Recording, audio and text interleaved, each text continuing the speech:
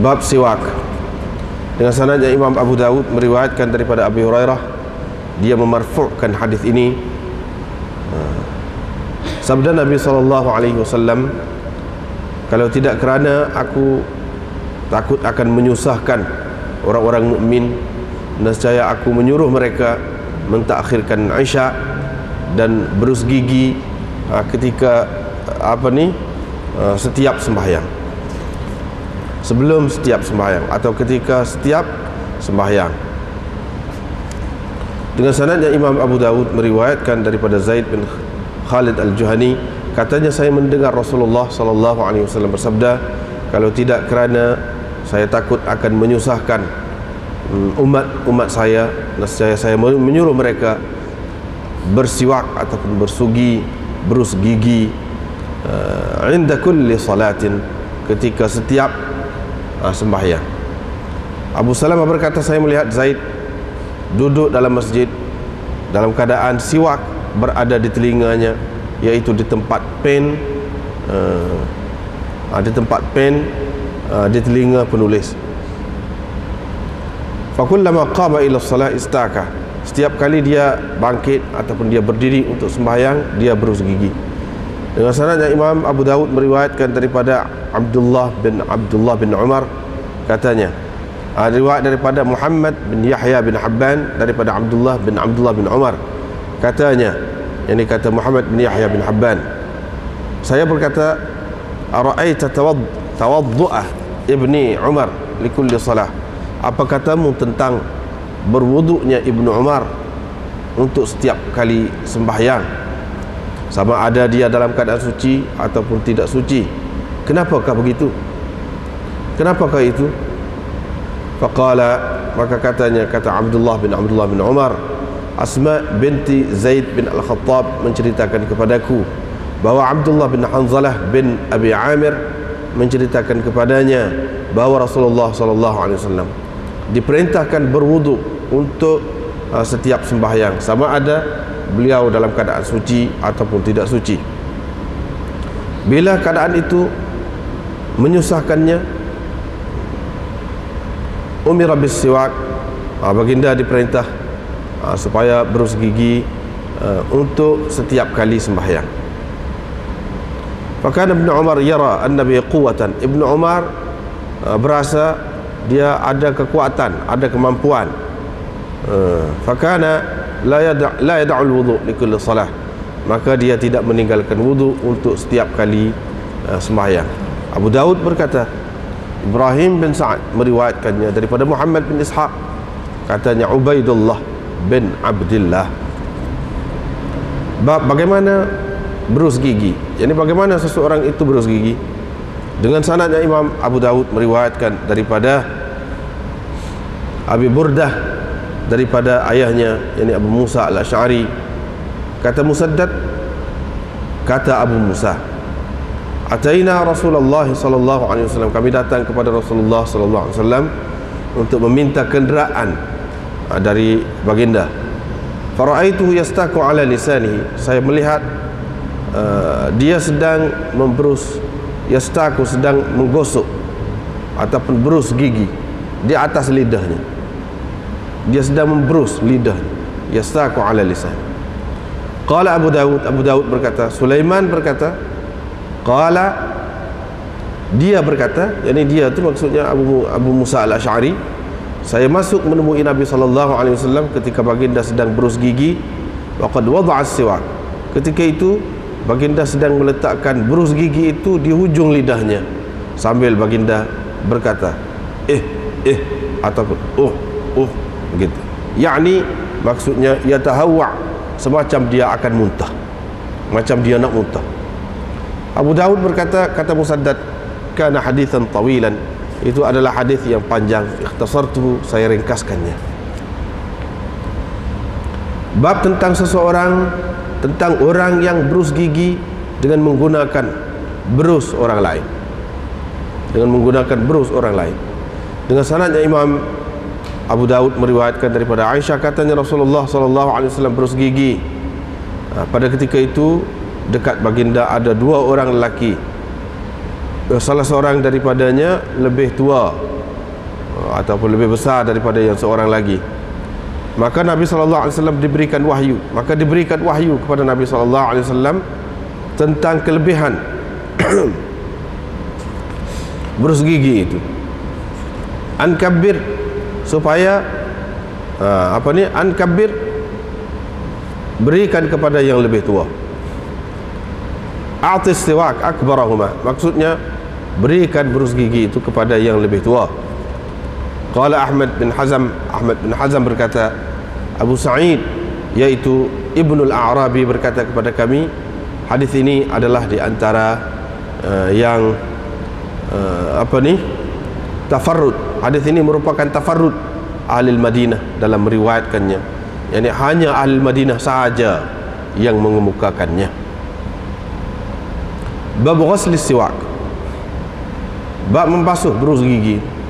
Dengan sanadnya Imam Abu Dawud meriwayatkan daripada Aisyah, katanya Nabi SAW selalu berus gigi, lalu dia memberikan kepadaku berus itu untuk saya basuh. Fa'abda'u bihi, saya mulakan dengannya, dengan memberus gigi. Thumma aghsiluhu, kemudian saya membasuhnya.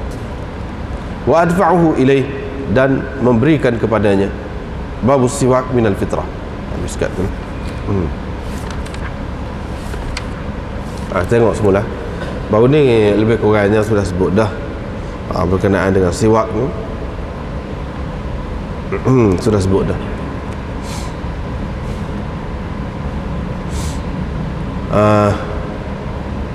Ulama berselisih pendapat tentang siwak ini, berus gigi ni, apa hukumnya. Sebahagian mereka mengatakan siwak ini, berus gigi ini adalah termasuk dalam sunnah wudu. Sunat wudu. Pada ketika berus gigi itu, pada ketika ambil air semaya tu, gosok gigi itu termasuk dalam sunat wudu. Yang lain pula berkata ia termasuk dalam sunat semaya. Sunat semayanya apa dia? Di antaranya sebelum semaya tu, sebelum akad takbir tu, berus gigi dulu. Ada yang mengatakan begitu.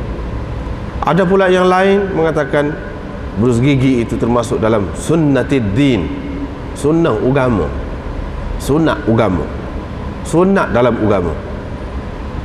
Inilah kata penyarih ni yang paling kuat, dan ini juga pendapat Imam Abu Hanifah. Ini juga pendapat Imam Abu Hanifah.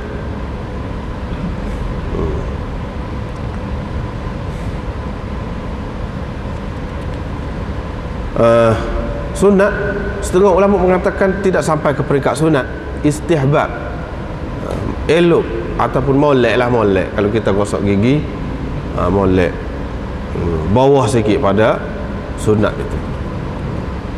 Pendapat ini ada juga dalam mazhab Syafi'i, pun ada juga yang mengatakan istihbab ini, bahkan di sisi Imam Syafi'i sendiri pun dikatakan istihbab. Ibnu Hazm mengatakan sunat, kalau boleh untuk setiap kali nak sembahyang lagi bagus, tapi pada hari Jumaat fardu katanya.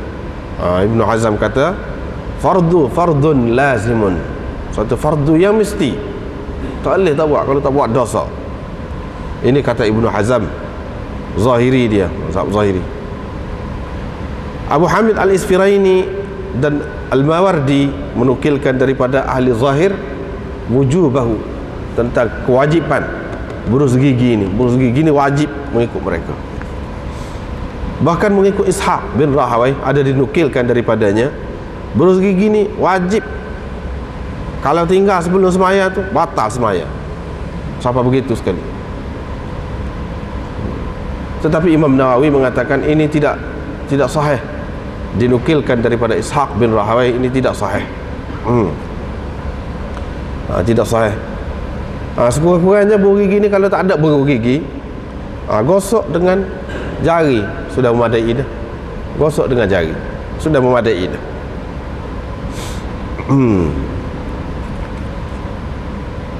Begitulah berkenaan dengan hukum berus gigi itu. Kemudian hak lebih digalakkan berus gigi ni ada beberapa tempat.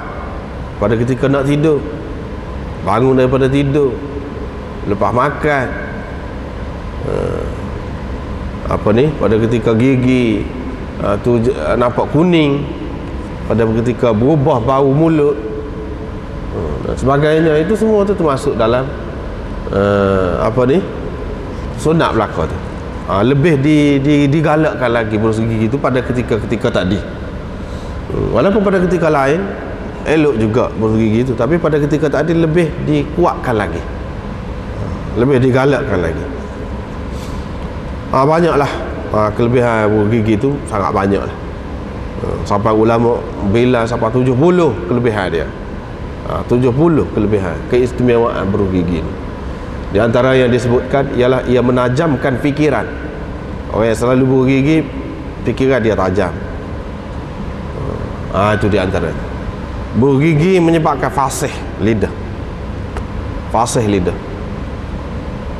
Lidah sebutan tu baik.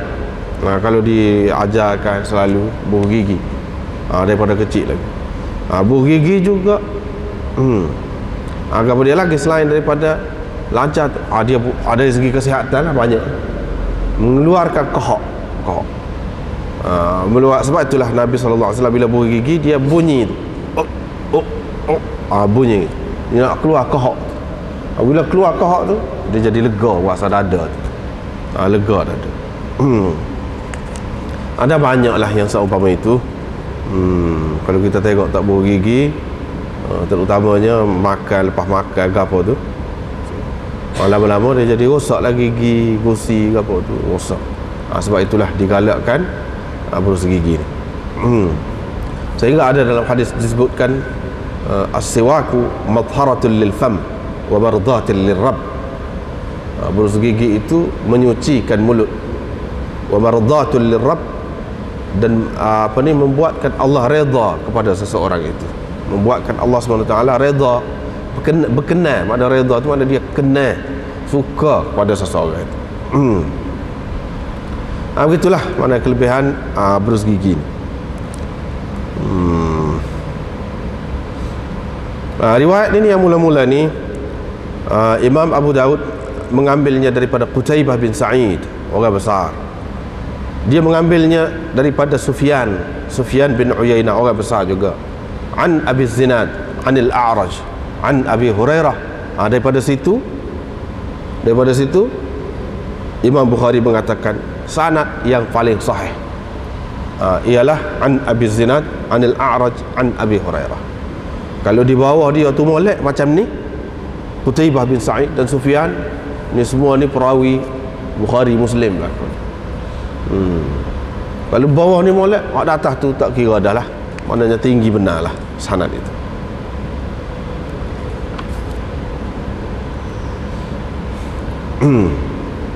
A'raj, baru ni kita sudah sebut dah tentang Abu Zinad anil A'raj. A'raj siapa itu gelarannya? Namanya Abdurrahman bin Hurmuz. Setengah ulama mengatakan ayahnya bernama Kaisan, Abdurrahman bin Kaisan. Abu Dawud Al-Madani, Abu Dawud kunyahnya.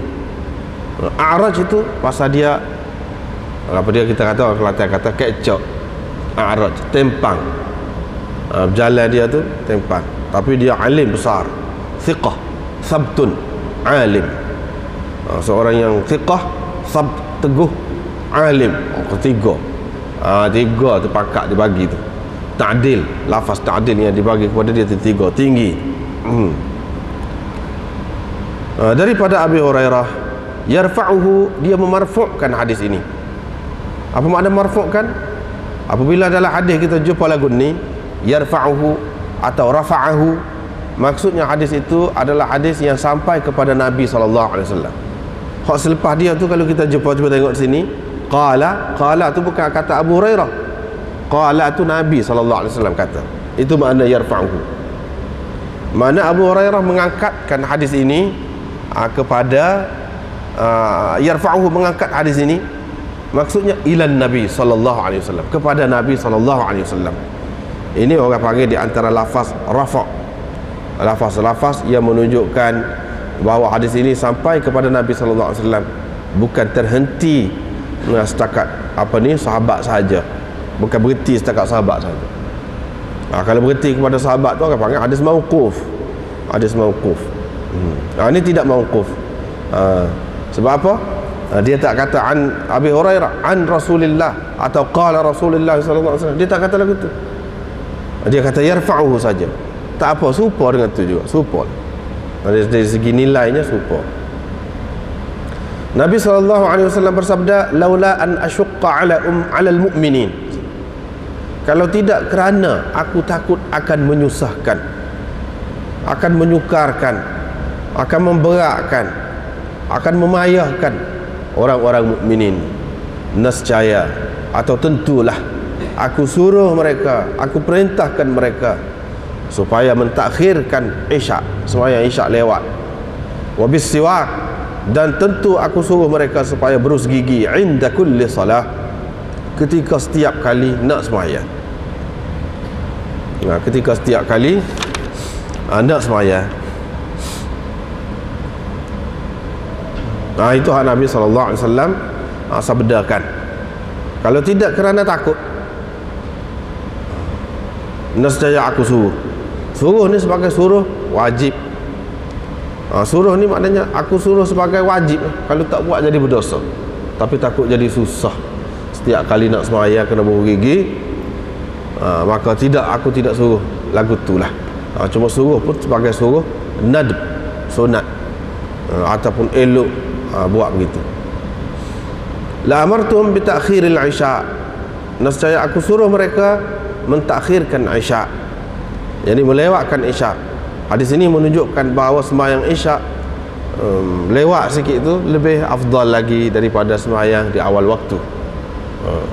Lebih lagi afdal. Lewat tu lewat setara mana? Kepada 1/3 malam awal. Maknanya kalau kita kata lebih kurang sekarang ni, kalau pukul 7 lebih tu, lebih kurang pukul 10:30. 10:30. Atau pukul 11. Tu 1/3 tu. Kalau kita bagi 3 malam, sekitar pukul 10:30. Setengah ulama mengatakan hingga kepada separuh malam, yang ni pukul 12 atau pukul 12 lebih-lebih. Itu lebih afdal lagi. Ini tidak ada khilaf dalam masalah ini di kalangan ulama, termasuklah Imam Syafi'i sendiri. Imam Syafi'i yang mana dalam kebanyakan sembahyangnya dia menekankan sembahyang awal waktu. Sembahyang awal waktu itulah yang paling afdal. Semua sembahyang hal lain mulai awal belaka, mengikut mazhab Syafi'i, mengikut Imam Syafi'i. Subuh awal, masuk waktu tu selalu. Tu hak moleknya. Zuhur pun awal, masuk waktu tu selalu, kecuali negeri panah. Negeri panas sangat tu dia suruh sejuk dulu. Abridu bis salah. Abridu bis salah, mengikut perintah dalam hadis itu. Yang ditunggulah sampai sejuk untuk dikerjakan sembahyang. Yang ni kalau negeri yang panas. Setara kita ni tak panas lagi. Kita tak panas lagi. Jadi lebih baik awal waktu lagi. Sembahyang asar pun begitu juga. Maghrib tu memang maklum dah, maghrib. Hak isyak ni tak ada khilaf. Imam Syafi'i pun kata kena awal, kena lewat. Lewat. Tak ada khilaf. Tapi kalau hak lain ada khilaf. Ada khilaf. Macam subuh, Imam Syafi'i kata awal waktu, Imam Abu Hanifah kata lewat. Hak lebih afdal. Masuk subuh tu memanglah bila terbit fajar shadiq, memanglah masuklah subuh. Tapi dari segi afdalnya lewat sampai kepada waktu isfar. Sebab itu jangan terkejut kalau pergi Pakistan ke, kalau pergi ke Pakistan kita tengok mana orang baru terbit nak sembahyang ni nak cerah. Tu imam ramai terbit nak cerah. Memang dia faham lagu tu. Dia faham lagu tu. Jadi dia pegang dengan hadis isfar. Adapun Imam Syafi'i dia pegang dengan hadis ghalas, taghlis. Hadis ghalas, orang panggil hadis ghalas tu sembahyang dia awal subuh ketika gelap betul lagi, itu ghalas, waktu ghalas. Adapun Imam Abu Hanifah dia pegang dengan hadis isfar, iaitu sembahyang pada waktu cerah dah, tapi tak habis lagi waktu, lebih kurang dalam 20 minit, setengah jam, atau 20 minit. Situ hak afdal. mengikut dia. Zuhur serupa, semua kata kalau panas pelewak tak apa, lebih afdal lagi pelewak. Al-Asar serupa juga mazhab Imam Abu Hanifah, lewat lebih afdal. Lewat lebih afdal. Masuk tu serupa lah masuk waktu tu. Lewat lebih afdal. Tapi maghrib dia awal, kena awal sehingga dia tak ada sunat sebelum maghrib tu, tak ada. Terus semaya dia awal maghrib. Tak ada semaya sunat qabliyah maghrib tu, tak ada. Adapun Syafi'i cepat-cepat pun ada juga sunat qabliyah tu ada. Maghrib. Isyak ni tak ada khilaf bahawa yang lebih afdalnya lewat, tapi takut lewat ni mengantuk ke ataupun macam-macam lagi masalah. Sebab itulah Nabi SAW tidak suruh semaya lewat isyak. Kalau nak kira dia nak suruh lah, menunjukkan hak lebih molek lah ni. Supaya juga berus gigi ketika setiap kali nak semaya. Berus gigi ketika setiap kali nak semaya. Ini pun kalau nak kiranya dia nak suruh lah. Suruh tu sebagai suruh mesti, tapi tak jadilah suruh mesti tu sebab takut payah, dia turun jadi apa, jadi sunat. Sunat. Baiklah.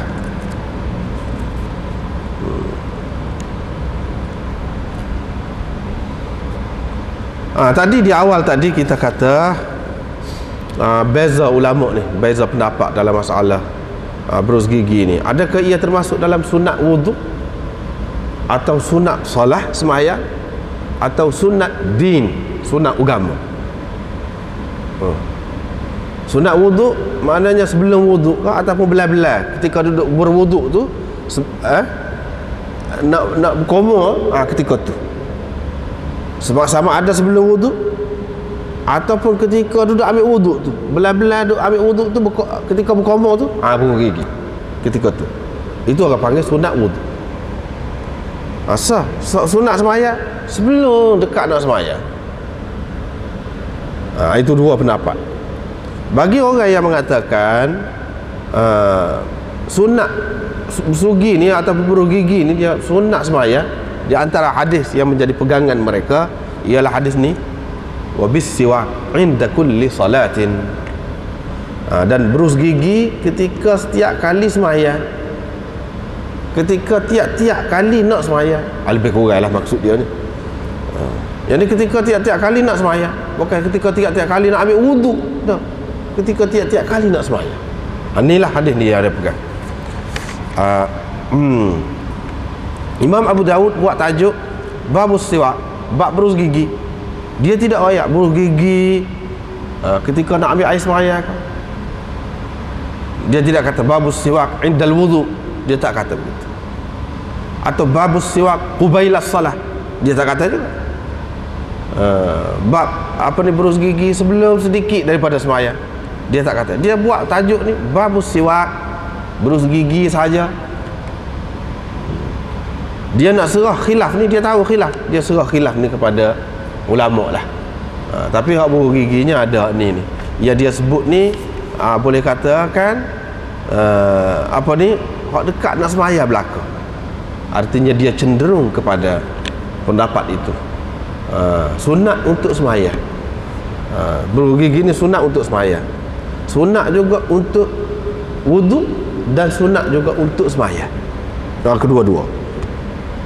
Kedua-dua tu. Tapi hadis-hadis yang dia awak mari ni semuanya menunjukkan dekat semaya, inda kulli salah. Cuba kita tengok riwayat yang kedua. La amartum bisiwak inda kulli salah, serupa juga. Lepas tu dia awak mari cerita Abu Salamah perawi ni. Dia kata Zaid, yang ni sahabat Nabi SAW, duduk dalam masjid, berus gigi dia duduk di telinga sini, celah ni, duduk di telinga, celah. Di tempat pen di telinga penulis. Penulis biasanya dia letak pen sini. Dia gitu. Dia selit situ. Ni pun dia selit situ. Berus gigi tu. Setiap kali dia bangun untuk sembahyang, dia apa ambil? Gosok gigi. Ganyan-ganyan. Ini jelas menunjukkan bahawa sunat sembahyang sebelum sembahyang. Ni riwayat yang kedua. Kalau kita tengok riwayat yang ketiga, lebih kurang tu jugalah. Lebih kurang tu juga. Cuma tak ada sebutlah di situ. Buah gigi dekat setiap kali nak sembahyang. Tetapi maklum Abdullah bin Umar ini dia sangat suka mengikut Nabi sallallahu alaihi wasallam. Dia sangat suka meniru Nabi sallallahu alaihi wasallam. Kalau Nabi mula-mula diperintahkan supaya berwuduk untuk setiap kali nak sembahyang, sama ada suci ke atau tidak suci, wuduk. Lepas tu bila sukar kepada Nabi sallallahu alaihi wasallam, ditukarkan itu dengan berus gigi. Setiap kali nak sembahyang, likulli salatin, untuk setiap kali nak sembahyang, sama ada suci ke atau tidak. Jadi artinya mengikut Imam Abu Daud, buah gigi ni untuk setiap kali nak sembahyang. Kalau Nabi sudah suci dah pun dia buah gigi. Yani inda kulli likulli salatin, untuk setiap kali sembahyang. Lebih menunjukkan kepada dekat sembahyang juga. Sebab mengikut pandangan dia, itulah yang lebih kuatnya, mengikut pandangan dia.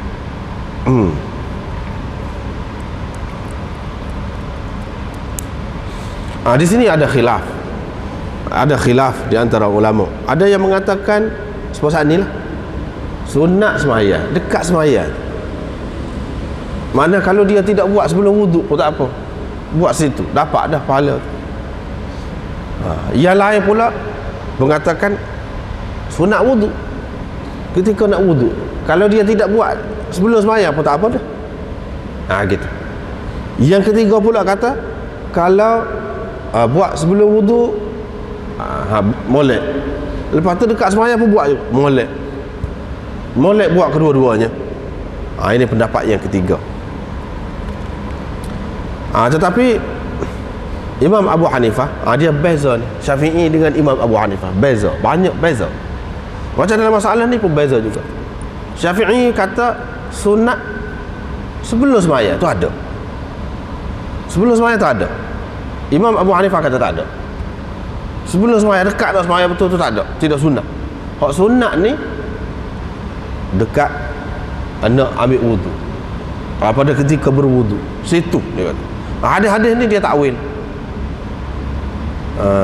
Hadis-hadis ni dia takwil. Dia takwil ke mana? Dengan hadzaf mudhaf.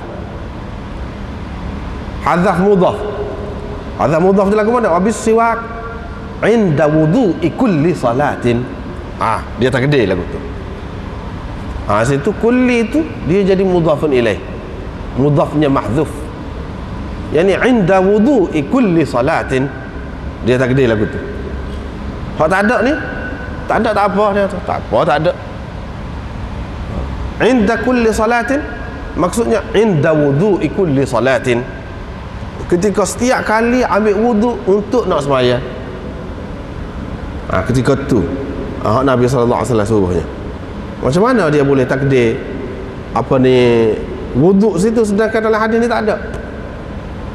Satu, Imam Abu Hanifah tengok kepada hadis-hadis yang lain, ada sebut pada ketika wuduk.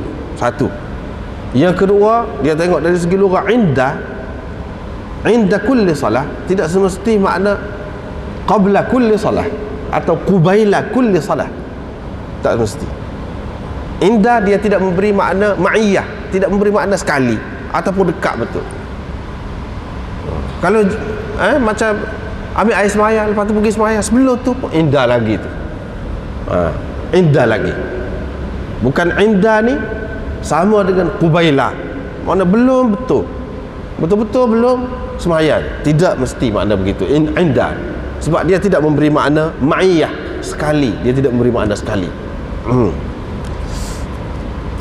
Itu yang kedua. Yang ketiga, dia tengok sebab mereka ni kalau darah keluar tak kira daripada kulit ke, daripada gusi ke, darah keluar, darah tu mengalir banyak, darah keluar membatalkan wudu. Itu asas dia. Ada hadis-hadis dia lah. Ini bab membatalkan sembahyang. Di antara perkara yang membatalkan sembahyang di sisi mereka ialah keluar darah. Keluar darah. Dia kata kalau buah gigi dekat nak sembahyang boleh jadi keluar darah.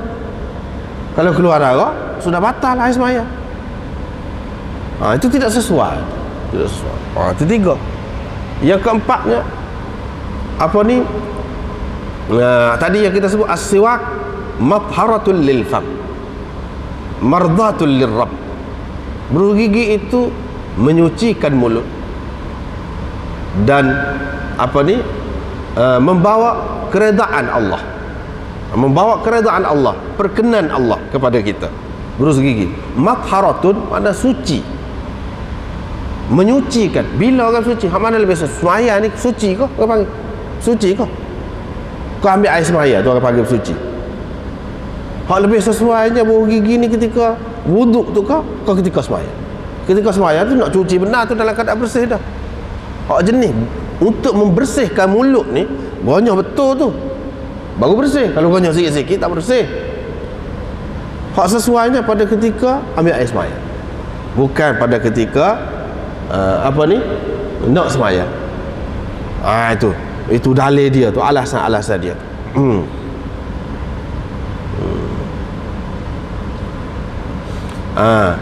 Yang ke berapa? Yang ke-5 nya dalil dia, hujah dia. Kalau kita perhati kepada hadis nombor 3 malam ni, iaitu mula-mula Nabi SAW diperintahkan supaya ambil wudu. Ada air semaya ke tak ada air semaya ke, asal kata nak semaya kena ambil air wudu, kena ambil wudu. Lepas tu jadi sukar kepada Nabi SAW, berat. Bila berat ditukarkan wudu tadi dengan siwak, dengan buah gigi. Baik, buah gigi ni tukar kepada apa? Tukar kepada semaya ke tukar kepada air semaya? Asalnya suruh ambil air semaya setiap kali nak semaya, tak kira dalam keadaan suci ke tidak suci, suruh ambil air semaya. Lepas tu nak suruh ringan sikit, tukar tu. Tidak kenakan ambil air semaya, hanya kena buah gigi sama. Buah gigi ni ganti gapo? Dia kata buah gigi ni ganti wudu, bukan ganti semaya, bukan ganti kau apa, ganti wudu. Ganti wudu di tempat wudu lah sepatutnya. Kata dia, ganti wudu sepatutnya di tempat wudu.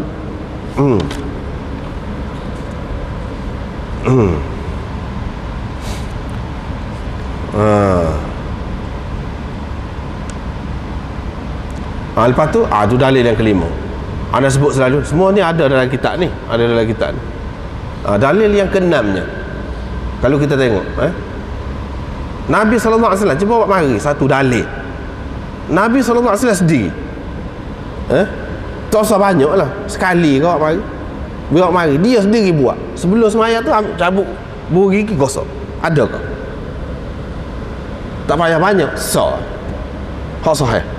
Ada ke? Tak ada. Dia kata tak ada. Tidak sabit daripada Nabi SAW berus gigi sebelum semaya betul-betul, tak ada. Berus gigi ketika ambil air semaya, sebelum ambil air semaya, itu ada banyak waktu. Tapi berus gigi sebelum betul-betul nak semaya, tak ada. Hak ada daripada siapa? Daripada Zaid bin Khalid Al-Juhani. Dia seorang, orang lain tak ada. Cuba mari sahabat-sahabat besar orang lain, ada ke buat? Tak ada. Kalau ada riwayat itu tidak sahih. Riwayat itu riwayat dhaif, tak boleh buat hujah.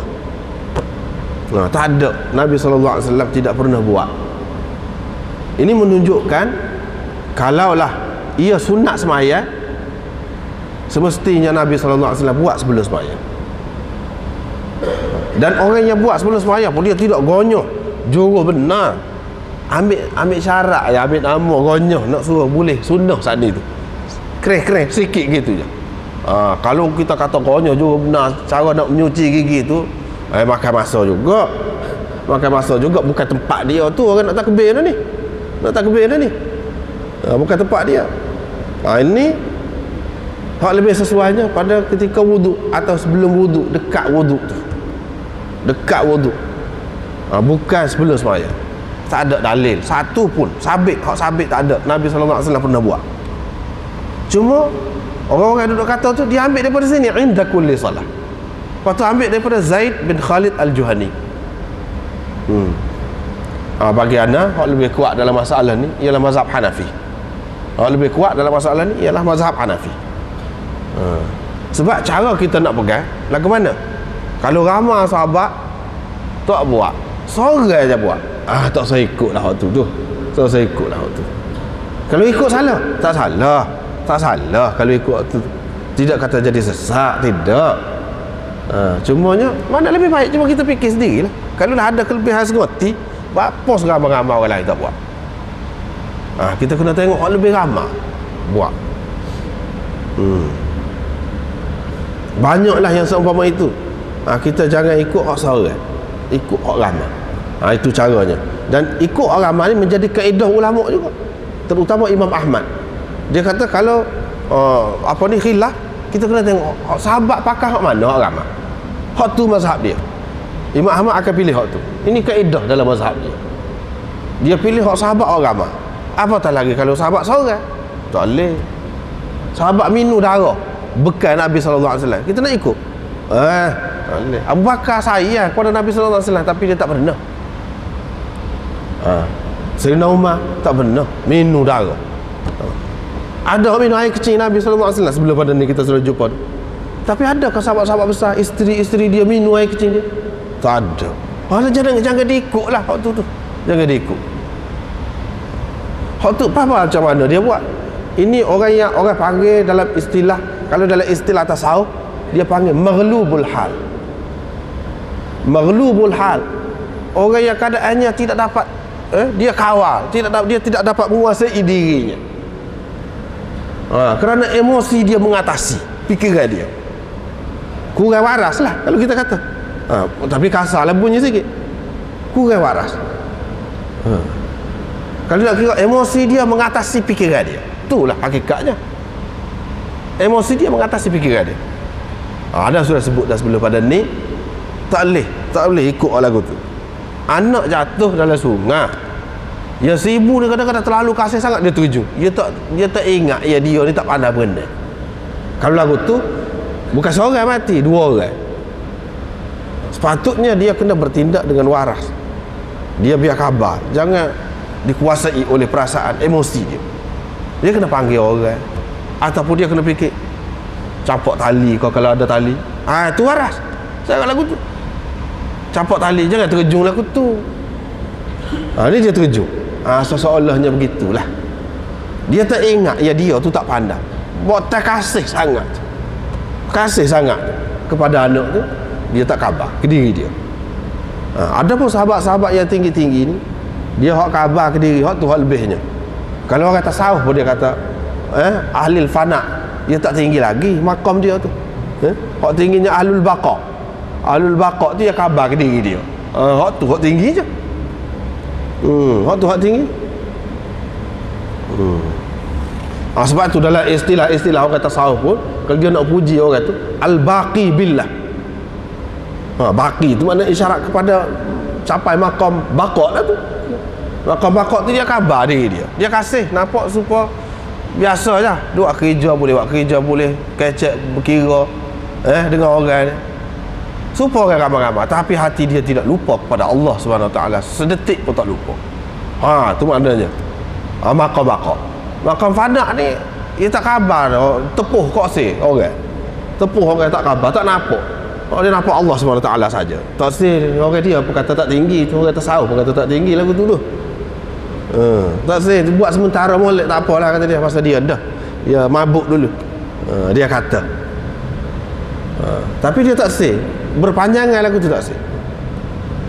Ni pun lagu tu juga. Kita tak boleh pakai. Kita tengok sahabat-sahabat ni hak minum darah, kau minum air kecil, dia bukan sahabat yang terkenal. Dia tu lebih, makam dia tu lebih, dia sahabat. Kita tak ada bilangan nak banding dengan dia tu. Suku.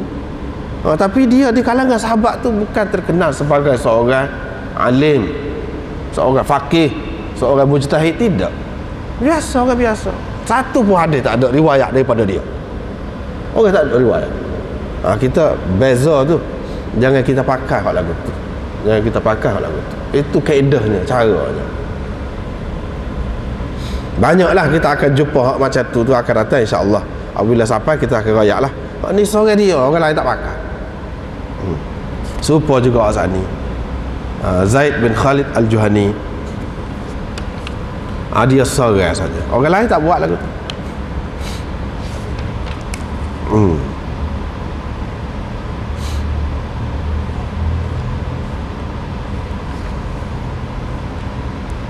Baiklah. Riwayat yang pertama tu tak apa, tidak ada persoalan dari segi kedudukannya. Tapi riwayat yang kedua tu ada Muhammad bin Ishaq, Ibnu Ishaq tu lah. Dia bagi orang yang terima Muhammad bin Ishaq pun, kalau dia riwayat lagu ni tak boleh terima. Sebab apa? Dia riwayat secara an-anah. Cuba kita perhati. Qala haddatsana Muhammad bin Ishaq an Muhammad bin Ibrahim an. Riwayat yang kedua. Riwayat yang ketiga pun dia juga. Ni Ahmad bin Khalid qala haddatsana Muhammad bin Ishaq an Muhammad bin Yahya. An juga. Riwayat secara an-anah. Kalau dia riwayat secara an-anah, ulama kata dhaif. Sebab apa? Dia orang tidak kuat. Tetapi setengah-setengah ulama pula mengatakan kalau dia riwayat secara haddatsana pun tak boleh. Usah kalau dia riwayat lagu ni. Kalau dia riwayat dengan haddatsana pun tak boleh. Lepas tu apa yang awak mari juga? Baru ni sudah riwayat dah. Sebab apa? Dan Abu Daud sendiri kata dalam kitab-kitab rijal, dia kata dia ni Muhammad bin Ishaq ni Qadari Mu'tazili, dhaif. Dia sendiri kata dah. Qadari berfahaman Qadariyah, Mu'tazili berfahaman Mu'tazilah. Mana Mu'tazilah tak boleh terima benda lagu. Kita boleh terima, cuma dari segi nak pakai tu sesuai ke tidak. Dari segi nak pakai tu sesuai ke tidak, itu bab lain. Dan kita terima tak sabit dengan Ibnu Ishaq ni. Riwayat yang pertama pun sudah memberi makna tu juga. Hak tu sahih. Hak macam-macam ni lah kalau dalam Tirmizi dia akan kata sahih, hasan sahih, atau gharib sahih. Sahih tu merujuk kepada setengah-setengah sanad. Tak mesti hak dia awak mari itu sahih. Tak mesti. Hak dia awak mari itu kadang-kadang dhaif.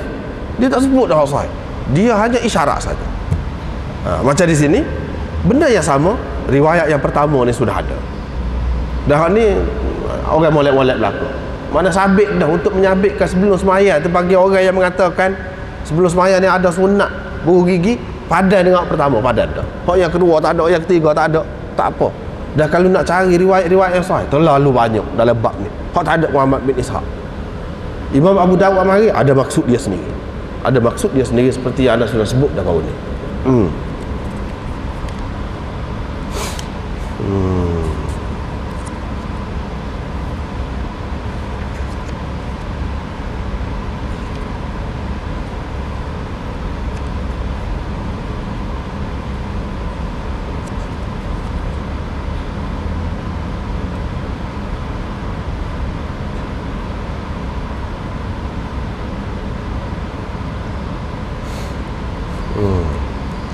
Nak kata Nabi SAW apa ni, tidak buru gigi langsung sebelum sembahyang, tak mungkin. Sebab kita sudah tahu dah, memang buru gigi itu wajib kepada dia. Pada dia buru mana? Kalau hak sebelum sembahyang betul tu tak ada riwayat daripada, tak ada sabit. Pada dia buru bila? Tinggal tak boleh. Tak dapat tidak. Kita kata dia buru ketika nak ambil air sembahyang, sebelum ambil air sembahyang. Kalau tidak, jadi tak gosok gigi pula. Sedangkan gosok gigi itu wajib pada dia. Kita tengok sebelum sembahyang tak ada. Lepas tu orang tu nak pakai, dia pegang dengan zahir lafaz hadis ini. Dia tidak lihat kepada macam mana Nabi SAW buat. Dan kebanyakan sahabat buat macam mana. Dia tengok kepada ada seorang sahabat buat, dia buat. Masing-masing lah, itu masing-masing. Kita, sebab itulah kita belajar hadis ni sebenarnya. Di antara keistimewaan belajar hadis, dia mengajar kita menilai mana lebih molek. Fikir sendiri mana lebih sedap, kita berasa sedap. Apabila kita mengaji, kita tengok mana lebih sedap. Gitu.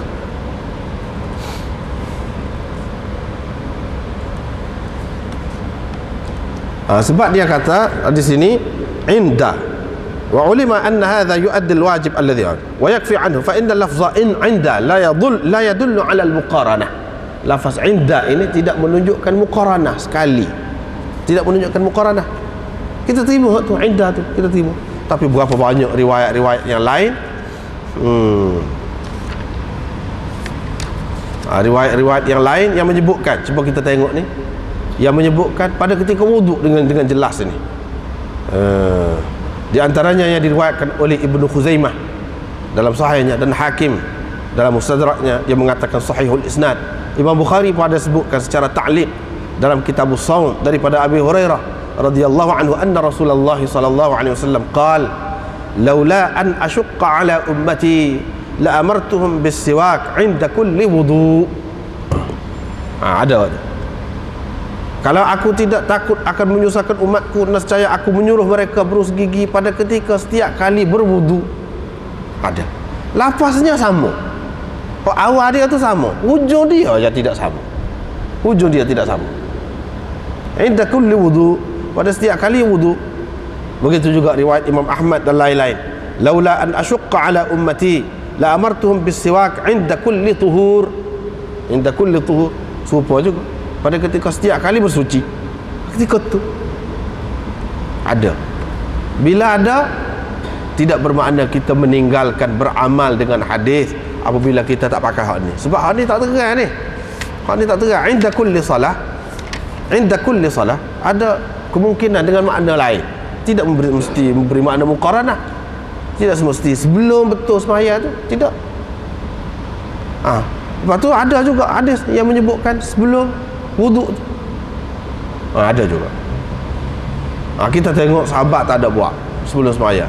Hak ramai-ramai sahabat. Ada tu lah Zaid tu. Pergi mana waktu baik waktu? Nabi SAW sendiri bergigi sama ni setiap kali nak sembahyang. Cuba kat wa marisa sebelum sembahyang betul-betul. Hak sabit, tidak sabit, tidak ada. Bermakna kita kena pakai hak ni lah. Hak ni. Riwayat orang kata inda kulli wudu, bukan inda kulli salah, tapi inda kulli wudu.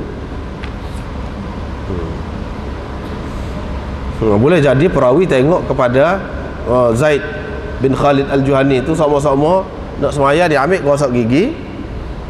Dia faham setiap kali nak sembahyang dia pun sebut lagu tu. Tetapi lafaz indah tidak semesti memberi makna sebelum lagi, belum betul-betul. Tidak memberi makna begitu.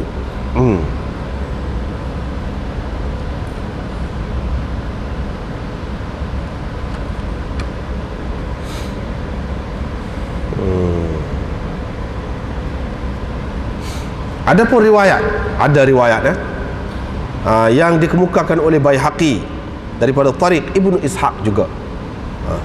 An Abi Ja'far an Jabir bin Abdullah qala as-siwak min udhunin Nabi sallallahu alaihi wasallam mawdi' al-qalam min udhunil katib fala hujjata fih.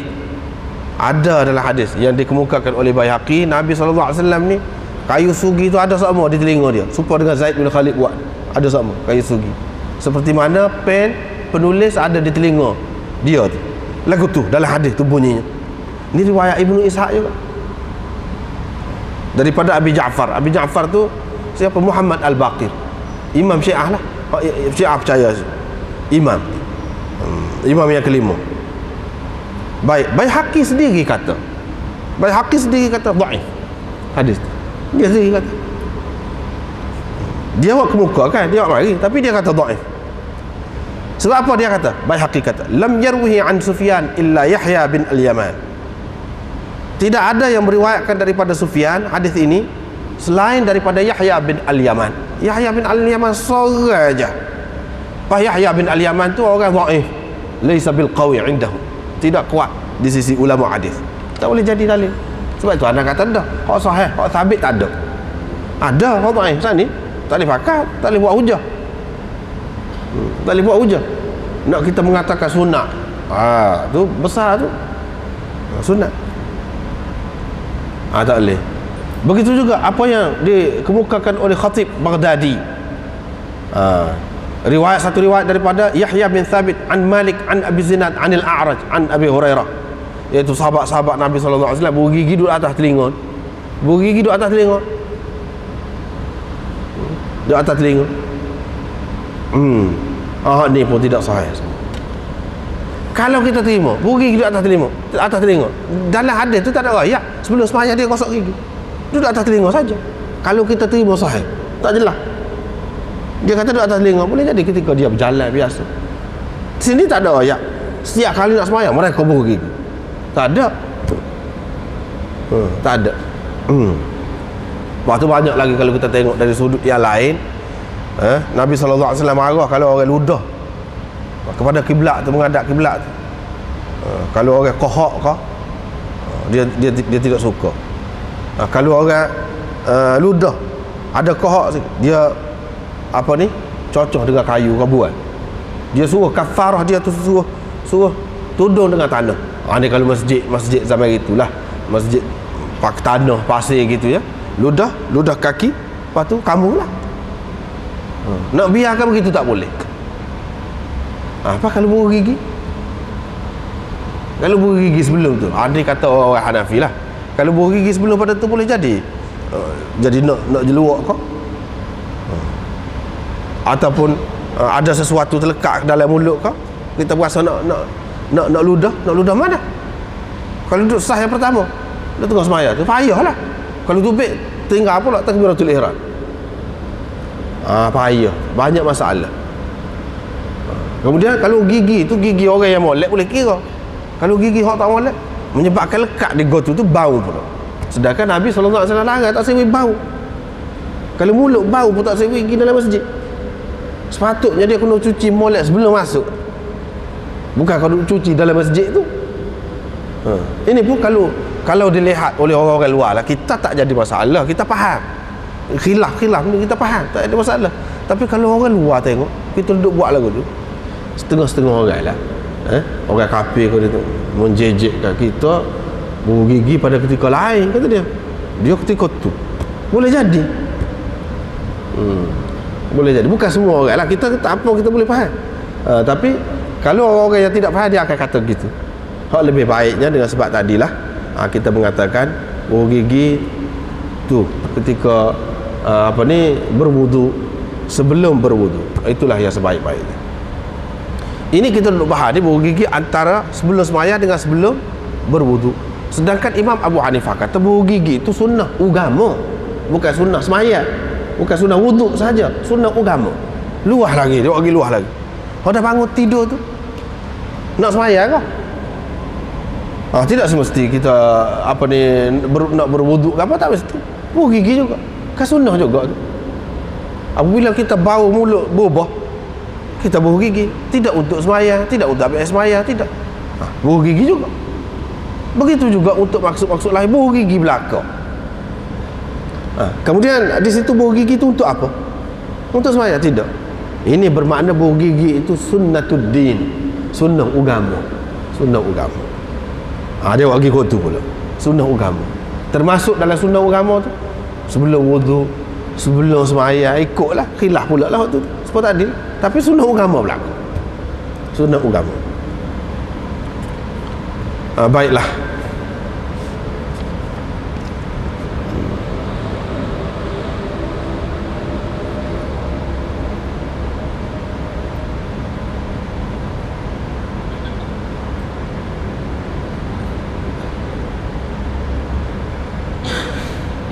Ini anda baca teks sikit lah, teks Maulana Khalil Ahmad Saharanpuri dalam Badlul Majhud ni, muka surat 120 pada yang ada tu, cuba tengok atas sekali tu, atas sekali.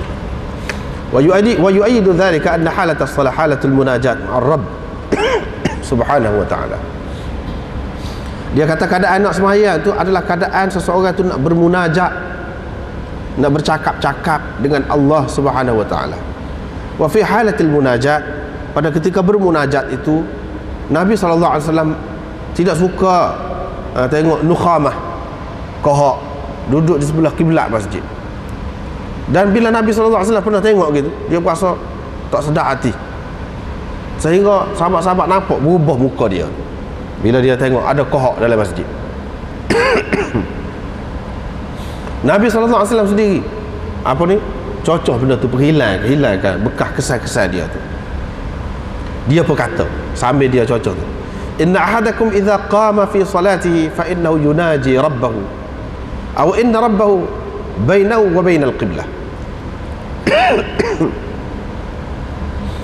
Seseorang dari kamu bila dia berdiri untuk sembahyang tu, sebenarnya dia bermunajat dengan Tuhannya. atau Tuhannya berada di antara dia dengan kiblat.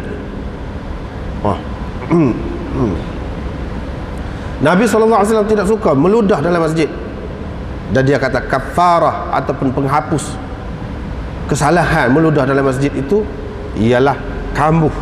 Ini kalau boleh kambuh. Kalau kita baca kapek lagu ni, nak kambuh lagu mana?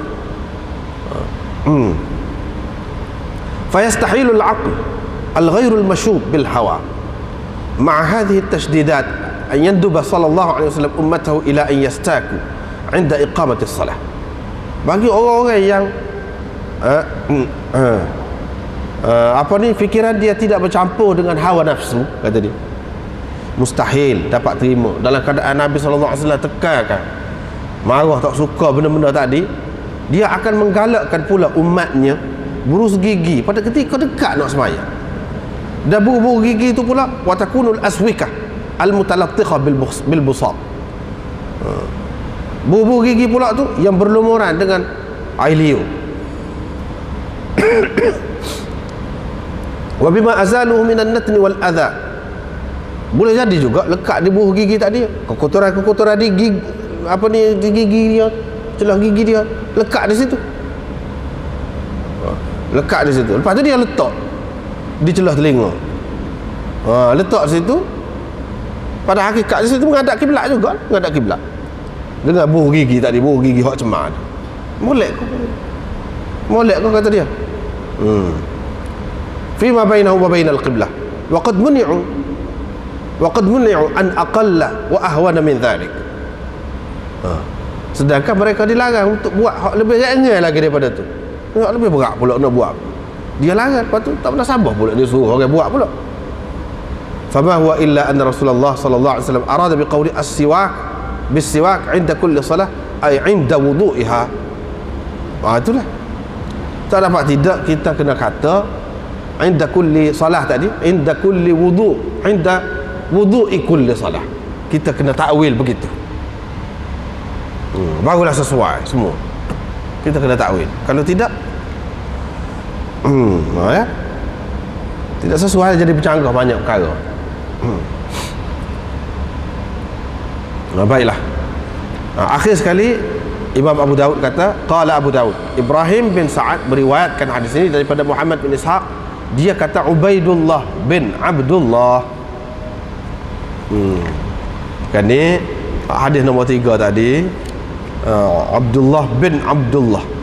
Muhammad bin Yahya bin Habban meriwayatkan daripada Abdullah bin Umar. Imam Abu Daud nak riwayatnya selain daripada Ahmad bin Khalid dalam sanad ni. Ahmad bin Khalid meriwayatkan daripada Muhammad bin Ishaq. Ada lagi orang lain, iaitu Ibrahim bin Sa'ad juga meriwayatkan daripada Muhammad bin Ishaq. Tapi dalam riwayat Ibrahim bin Sa'ad ni bukan Abdullah bin Abdullah macam hak ni, Ubaidullah bin Abdullah. Gitu. Sini kita tengok riwayat Ahmad bin Khalid ni yang diambil daripada Muhammad bin Ishaq. Dia kata Abdullah bin Abdullah. Riwayat Ibrahim bin Sa'ad bukan Abdullah tetapi Ubaidullah bin Abdullah. Hak mana hak betul? Dia nak ayatnya kedua-dua betul. Kalau kita terima kedua-dua ni Ubaidullah pun tidak salah, sebab memang ada anak Abdullah bin Umar tu nama dia Ubaidullah. Nama Abdullah serupa dengan dia, apa ada juga. Anak dia nama Abdullah serupa dengan nama dia, ada juga. Tidak salah.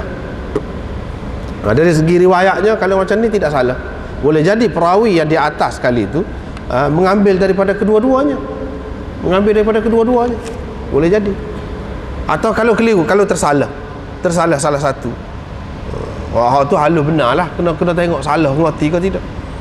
Kalau tersalah pun dari segi hakikatnya dua-dua tu ada. Dua-dua tu ada. Bukan hak nama Abdullah dia tak ada, anak dia nama Ubaidullah ada, Abdullah tak ada. Tak lagu tu ada, memang ada. Kalau tersalah pun tersalah atas hak ada. Boleh kira lah tidak berat kesalahan itu. Kemudian Abdullah bin Umar. Abdullah bin Abdullah, anak dia ni Abdullah ni hak besar. Inilah yang dia menjadi pemegang wasiat ayah dia, Abdullah bin Abdullah. Ramai lagi anak-anak dia hak lain. Orang sampai dulu kadang-kadang nama ni serupa nama ayah dengan anak. Kadang-kadang 3 keturunan serupa lagu. Ada kalau kita baca dalam sejarah-sejarah ulama, nama Muhammad ni 7 keturunan. Maknanya dia kita panggil hak tu atas sekali. Nama Muhammad, anak dia pun nama Muhammad. Anak pada waktu nama Muhammad lagi. Anak pada waktu nama 7 keturunan Muhammad. Ada. Kita jumpa kalau baca kitab-kitab sejarah ni ada. Siapa macam tu sekali nak rakyatnya minat dia tu, cinta dia tu kepada Muhammad, sehingga dia abadikan dalam keturunan dia abadikan dalam keturunan.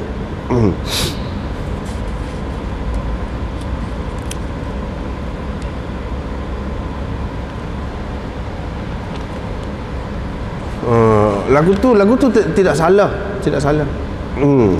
Tetapi orang kita duduk pakai, orang kita itu anak nampak kurang sesuai. Walaupun dari segi nama ni bubuh ke apa boleh, tak ada masalah, cuma kurang sesuai. Orang tidak buat lagu tu. Misalnya nama Baihaqi, saat ni sebut Baihaqi tu nama tepat. Siapa-siapa pun kalau orang Baihaq tu Baihaqi lah. Tirmizi, ramai juga orang kita nama Tirmizi.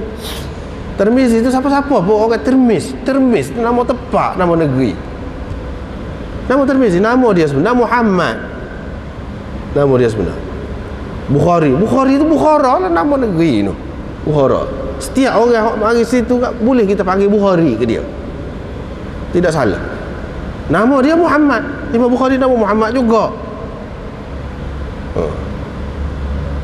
Sebab kita, kalau kita ni orang Kelantan, katakanlah Soho lah, kita kata di kalangan kita ada seorang tu Kelantan, Al-Kelantani sebut. Ada orang bubuh nama Al-Kelantani anak dia. Padahal ni nak ayat ulama tu dia tu orang Kelantan. Gitu. Banyak nak bubuh tu tak jadi masalah. Tapi cuba kita tengok, ada ke orang Arab pun nama lagu tu? Tak ada. Cuba kita perhati, tak ada nama Tirmizi ke, Baihaqi ke, Bukhari ke, tak ada. Cuba perhati. Sebab dia faham.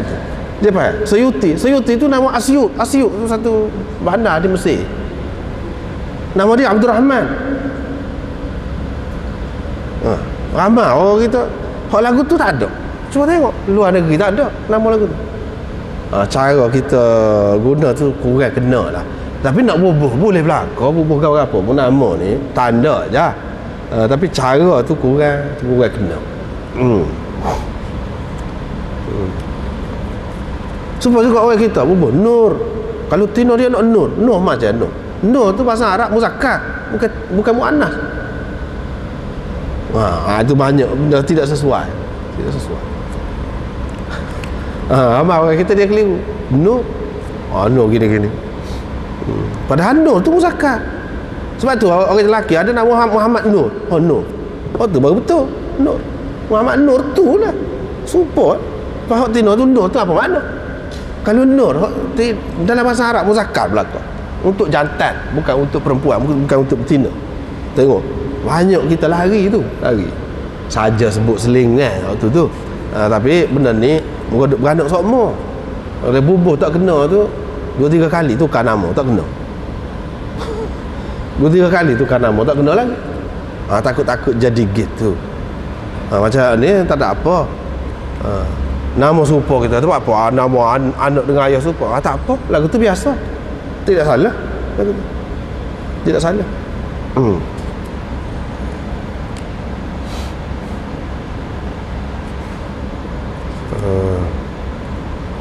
Baiklah.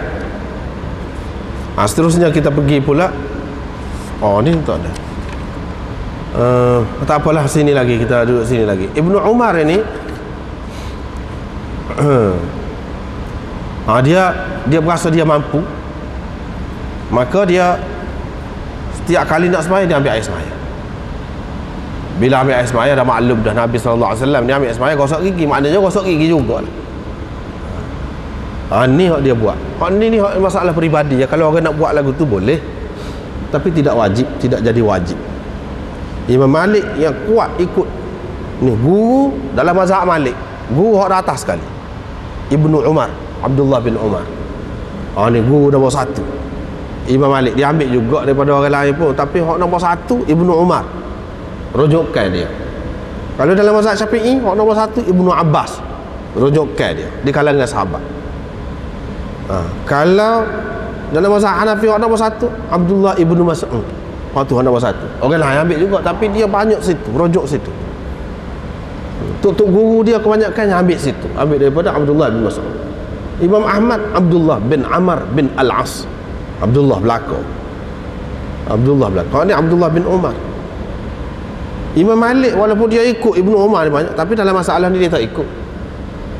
Dan Ibnu Umar ni dia banyak juga benda pelik dia, yang orang lain tak tahu. Di antaranya, kalau ambil air sembahyang, dalam mata tu mesti kena masuk air. Pastikan kena masuk air dalam mata. Supaya juga kalau mandi junub. Sebab itulah dalam kitab-kitab dia ada sebut, inilah di antara sebab Ibnu Umar dia di akhir hayat dia buta mata dia. Sebab air banyak sangat masuk. Dia masuk dalam mata. Bagi dia tak sah, tak lulus lagi. Sebab dia faham lagu tu. Tak ada orang tak pakai lagu tu. Ini di antara hak tafarrudat dia. Di antara hak pelik, hak ganjil yang ada pada Ibnu Umar. Yang mana Imam Malik selalu duk ikut dia, tak ikut, tak pakai. Tak perlu pada ketika mandi junub tu, maknanya kita kena masuk air dalam mata. Pada ketika ambil air semaya tu kena kalau kena orang was-was pula, lagi berat lah. Pergi nyelam dalam kolam tu, celak mata lah kalau lagu tu. Lagi berat. Dan ini boleh memudaratkan. Ini, dia buat lagu tu, hal dia lah. Sebab ni lah. Sebab ni, kalau nak tu boleh, tak jadi masalah. Cumanya berat lah. Setara Nabi SAW tu, okay? Oleh kerana dia berat, maka direngankan ambil air semaya setiap kali. Tukar dengan berus gigi, maknanya berat. Allah SWT tidak kekalkan begitu. Tapi Ibnu Umar faham, walau bagaimanapun hak tu molek, cuma takut menyusahkan. Kalau kita rasa tidak susah, tak apa, kita buat. Dia pakai lagu tu. Ini cerita Ibnu Umar. Dia tidak serupa dengan ayah dia. Ayah dia orang kuat politik. Dia tidak. Dia ilmu, ahli ilmu. Di akhir hayat dia, orang bagi gelaran kepada Syekhus Sahabah. Syekh di kalangan sahabat. Syekh ni maha guru lah, orang tua yang alim, cukup alim di kalangan sahabat. Syekhus Sahabah. Ini Ibnu Umar. Dan dia adalah adik-beradik semua sepak, seibu sebapa, dengan siapa? Hafsah, isteri Nabi SAW. Hafsah, adik-beradik semua sepak. Lain-lain tu ramai lagi adik-beradik tidak seibu sebapa. Babun kaifa yastaku. Nampaknya tak lagi masa kita ni. Sekatulah dulu. Oleh pembaca tadi banyak. Sekatu. Wallahu a'lam.